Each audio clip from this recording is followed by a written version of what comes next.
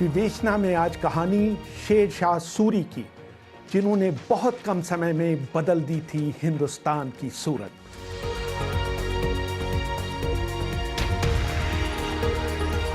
अभिवादन स्वीकार करिए रेहान फदल का। शेर शाह सूरी की गिनती उन बादशाहों में होती है जिनके साथ इतिहास ने कभी न्याय नहीं किया। शायद इसका कारण ये रहा हो कि उन्होंने सिर्फ 5 वर्षों तक भारत पर राज किया और उनकी मौत के 10 वर्षों के भीतर उनके वंश का शासन भी समाप्त हो गया।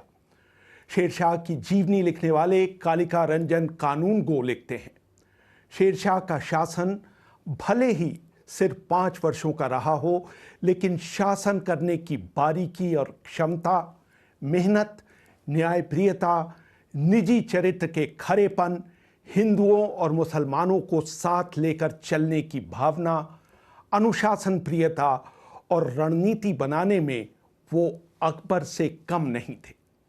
शेर शाह सूरी का असली नाम फरीद था।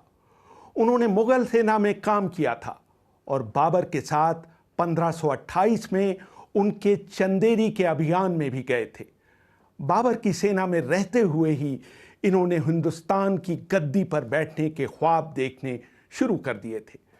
बाद में शेरशाह बिहार के एक छोटे सरगना जलाल खां के दरबार में उपनेता के तौर पर काम करने लगे। बाबर की मौत के बाद उसका बेटा हुमायूं बंगाल जीतना चाहता था, लेकिन बीच में शेरशाह सूरी का इलाका पड़ता था। हुमायूं ने उससे लड़ाई करने का मन बनाया। मशहूर इतिहासकार फरहत नसरीन अपनी किताब if history has told us anything में लिखती हैं, शेरशाह की महत्वाकांक्षा इसलिए बढ़ी क्योंकि बिहार और बंगाल पर उनका पूरा नियंत्रण था। अंततः वो मुगल बादशाह हुमायूं के लिए बहुत बड़ा खतरा बन गए। जहां तक युद्ध कौशल की बात है, शेरशाह हुमायूं से कहीं बेहतर थे। वर्ष 1537 में दोनों की सेनाएं उत्तर प्रदेश में चौसा में एक दूसरे के सामने थी, लेकिन लड़ाई से पहले हुमायूं ने अपना एक दूत शेरशाह के पास भेजा। अब्दुल कादिर बदायूनी अपनी किताब तखब्बुत तारीख में लिखते हैं, जब हुमायूं का दूत मोहम्मद अजीज अफगान खेमे में पहुंचा तो उसने देखा कि शेरशाह कड़ी धूप में अपनी आस्तीनें ऊंची किए हुए कुल्हाड़ी से एक पेड़ के तने को काट रहे हैं। जमीन पर बैठकर ही उन्होंने हुमायूं का संदेश सुना। अजीज ने ही दोनों के बीच समझौता करवाया, जिसके तहत ये तय हुआ कि मुगलिया झंडे के तहत बंगाल और बिहार शेरशाह सूरी को दे दिए जाएंगे। इसके कुछ समय बाद 17 मई 1540 को कन्नौज में हुमायूं और शेरशाह सूरी की सेनाओं के बीच फिर मुकाबला हुआ। हुमायूं की सेना शेरशाह की तुलना में काफ़ी बड़ी थी। जहां शेरशाह की सेना में कुल 15,000 सैनिक थे, हुमायूं की सेना में 40,000 से कम सैनिक नहीं थे। लेकिन हुमायूं के सैनिकों ने लड़ाई शुरू होने से पहले ही उनका साथ छोड़ दिया और बिना एक भी सैनिक गंवाए शेरशाह की जीत हो गई। जब हुमायूं वहां से भागने लगा तो शेरशाह ने उसका पीछा करने के लिए अपने राजपूत सिपहसालार ब्रह्मादित्य गौड़ को एक बड़े दस्ते के साथ लगाया। अब्बास सरवानी लिखते हैं, गौड़ को निर्देश थे कि वो हुमायूं से लड़ने के बजाय सिर्फ उसका पीछा करे। हुमायूं अपने बचे खुचे सैनिकों के साथ किसी तरह आगरा पहुंचा। आगरा पहुंचकर उसने अपनी बेगम दिलदार को लिया और अपने खजाने से कुछ धन लेकर मेवात के रास्ते लाहौर की तरफ रवाना हो गया। कुछ दिनों बाद शेरशाह भी आगरा पहुंच गए। फिर उन्होंने ब्रह्मादित्य और ख्वास खां दोनों को हुमायूं के पीछे लगा दिया।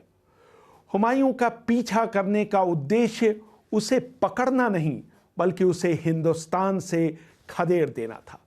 हुमायूं किसी तरह लाहौर पहुंचने में सफल रहा। वहां वो करीब 3 महीने रहा, क्योंकि उसके पीछे भेजे गए शेरशाह के सैनिक बारिश के कारण आगे नहीं बढ़ पाए। शेरशाह को पूरे हिंदुस्तान में सड़कें और सराय बनवाने के लिए जाना जाता है। उन्होंने सड़कों के दोनों तरफ पेड़ लगवाए ताकि सड़क पर चलने वालों को पेड़ की छाया मिल सके।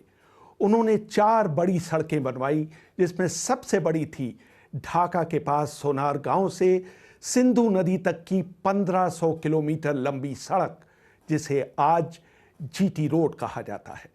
इसके अलावा उन्होंने आगरा से बुरहानपुर, आगरा से जोधपुर और लाहौर से मुल्तान तक की सड़कें भी बनवाई।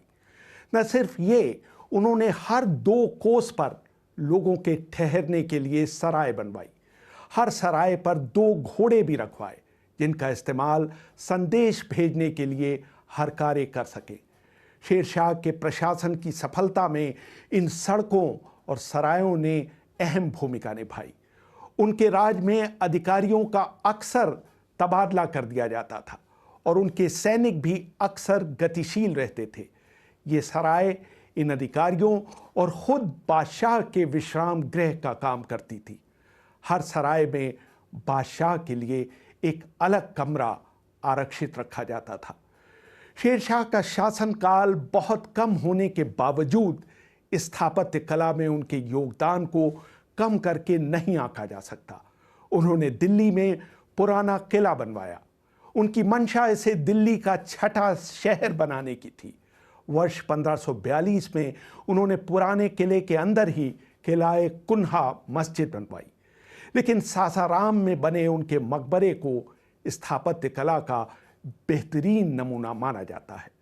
शेख रिज़उल्लाह मुश्तकी अपनी किताब वक़ीयत मुश्तकी में लिखते हैं, शेरशाह अपने लोगों के लिए पिता के समान थे।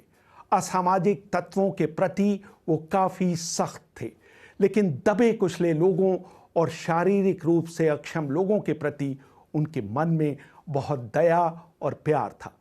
उन्होंने हर दिन भूखे लोगों के खाने के लिए 500 तोले सोने को बेचने से मिलने वाली रकम तय कर दी थी।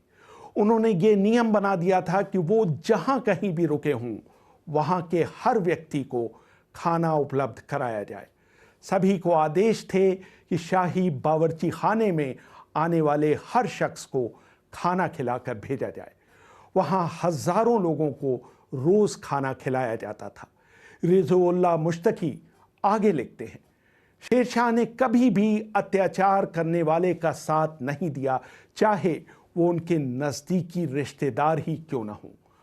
2/3 रात गुजर जाने के बाद उनके नौकर उन्हें जगा देते थे। उसके बाद वो 4 घंटे तक, यानी फज्र की नमाज तक, देश के हालात के बारे में रिपोर्ट सुना करते थे। वो बिना वजह खून बहाए जाने और क्रूरता के सख्त खिलाफ थे। शेरशाह का प्रशासन बहुत चुस्त था। जिस किसी भी इलाके में अपराध होते थे, अधिकारियों को प्रभावित लोगों को हर्जाना देने के लिए कहा जाता था। अब्बास खां सरवानी लिखते हैं, ग्राम प्रमुख यानी मुकद्दम का काम गांव के हिसाब किताब को संभालने से कहीं अधिक था। अगर गांव में कोई अपराध होता था तो इसके लिए उसको जिम्मेदार ठहराया जाता था। डकैती या यात्रियों की हत्या होने पर उसकी जिम्मेदारी होती थी कि वो दोषियों को पकड़े और लूटा गया सामान बरामद करे। शेरशाह की दयालुता के और भी कई किस्से मशहूर हैं। अब्बास सरवानी लिखते हैं, शेरशाह की गिनती हमेशा सबसे दयालु विजेताओं में की जाएगी। इस बात के विवरण मिलते हैं कि जब वो हुमायूं की हार के बाद आगरा पहुंचे तो कई मुगल रानियों और महिलाएं बाहर आकर उनके सामने सिर झुकाने लगी तो उनकी आंखों में आंसू आ गए। उन्होंने हमेशा इस बात का भी ख्याल रखा कि उनकी सेना के पैरों तले लोगों के खेत न रौंदे जाएं। अगर उनकी सेना की वजह से खेतों को नुकसान पहुंचता था तो वो अपने अमीर भेजकर किसान को तुरंत नुकसान का मुआवजा दिलवाते थे। अपने सैनिकों के साथ भी उनका व्यवहार बहुत अच्छा रहता था और उनके सैनिक उनके लिए कुछ भी करने के लिए तैयार रहते थे। मशहूर इतिहासकार H.G. कीन अपनी किताब memoirs of the races of the north west frontier में लिखते हैं, वो पहले मुस्लिम शासक थे जिन्होंने हमेशा अपनी प्रजा का भला चाहा। अपने छोटे से करियर में उन्होंने लोगों के बीच धार्मिक सौहार्द स्थापित करने पर बहुत जोर लगाया। शेर शाह के शासन में हिंदुओं को महत्वपूर्ण पदों पर रखा जाता था। उनके सबसे प्रिय जनरल ब्रह्मजीत गौर थे, जिन्हें उन्होंने चौसा और बिलग्राम की लड़ाई के बाद हुमायूं का पीछा करने भेजा था। हालांकि निजी जीवन में वो पक्के मुसलमान थे, लेकिन उन्होंने अपनी अधिकांशतः हिंदू प्रजा पर कोई अत्याचार नहीं किए। उन्होंने पहली बार ये सोचा कि सरकार को हमेशा अपनी प्रजा के बीच लोकप्रिय होना चाहिए। बाद की किसी भी सरकार ने, जिसमें अंग्रेज भी शामिल हैं, ये समझने की बुद्धिमानी नहीं दिखाई। शेर शाह ने वर्ष 1544 में कलिंजर के किले का घेरा डाला। अधिकतर इतिहासकारों का मानना है कि शेर शाह कछवाड़ा से बिना आगरा वापस लौटे सीधे कलिंजर गए। सलातिने अफगाना के लेखक अहमद यादगार लिखते हैं, शेर शाह के कलिंजर जाने का कारण वीर सिंह बुंदेला था, जिसे शेर शाह ने अपने दरबार में तलब किया था, लेकिन उसने भागकर कलिंजर के राजा के यहाँ शरण ली थी और उसने शेर शाह को सौंपने से इनकार कर दिया था। कलिंजर का किला समुद्र की सतह से 1230 फीट की ऊंचाई पर बना हुआ था। शेर शाह ने किले को घेर कर सुरंगें और ऊंची मीनारें बनवाना शुरू कर दी। जब सारी तैयारी पूरी हो गई तो तय हुआ कि 22 मई 1545 को किले पर हमला बोला जाएगा। हमले में भाग लेने के लिए शेर शाह खुद आगे आ गए। अब्दुल कादिर बदायूनी लिखते हैं, जब दरिया खां बम लाए तो शेर शाह उस ऊंचे प्लेटफॉर्म से नीचे उतर आए जहां से वो तीर चला रहे थे और उस स्थान पर खड़े हो गए जहां बम रखे हुए थे। उन्होंने बम के पलीते में आग लगाकर उन्हें किले के अंदर फेंकने का आदेश दिया। जब सैनिक इन बमों को किले के अंदर फेंक रहे थे, एक बम किले की दीवार से टकराकर वापस लौटा और उस स्थान पर फटा जहां बाकी बम और पटाखे रखे हुए थे। बहुत जबरदस्त धमाका हुआ और चारों तरफ आग लग गई।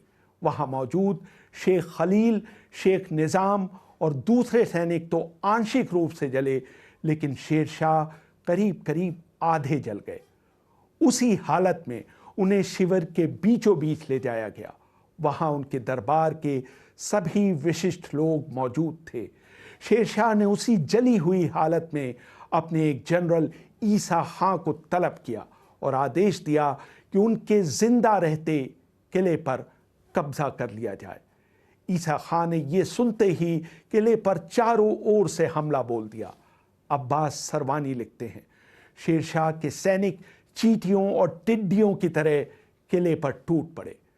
जब भी शेर शाह को थोड़ा बहुत होश आता, वो चिल्लाकर अपने सैनिकों को किले पर कब्जा करने के लिए प्रोत्साहित करते। अगर कोई उन्हें देखने आता तो वो कहते, यहाँ अपना वक्त बर्बाद करने के बजाय लड़ने जाओ। उस समय मई का महीना था और वहाँ बहुत गर्म हवा चल रही थी। शेर शाह के सैनिकों ने उनके शरीर पर चंदन का लेप और गुलाब जल का छिड़काव किया, लेकिन हर घंटे गर्मी बढ़ती ही गई और शेर शाह को कोई आराम नहीं मिला।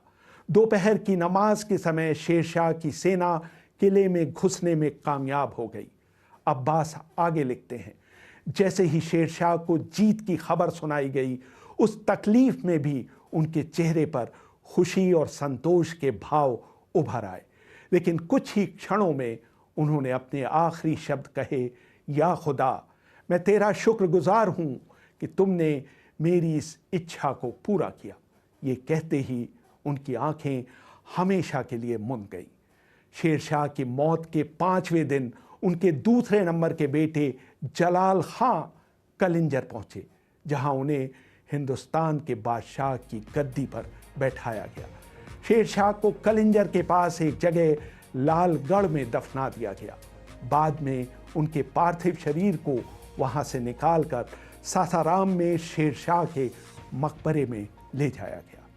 रेहान फजल, BBC, दिल्ली।